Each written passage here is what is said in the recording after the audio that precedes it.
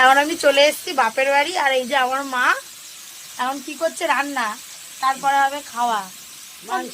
তুমি কি রান্না করছো? মাংস। মায়ের হাতের গরম গরম মাংসের ঝোল ভাত হেভি টেস্টি বানায় আমার মা, মাংস হেভি বানায়।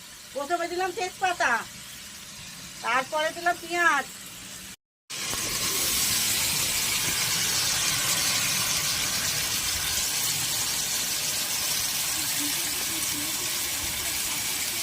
কিন্তু তার আগে মা মাংসটাকে এই যে ভেজে রেখেছে। এই যে মা আলু আর মাংস ভেজে নিয়ে রান্না করছে।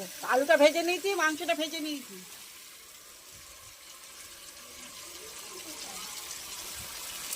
আরো তেল দিচ্ছে, তেল কম হয়ে গেছে।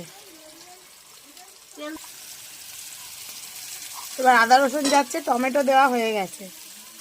ঠিক আছে, মা তো ধরুন রান্না করুক, আমি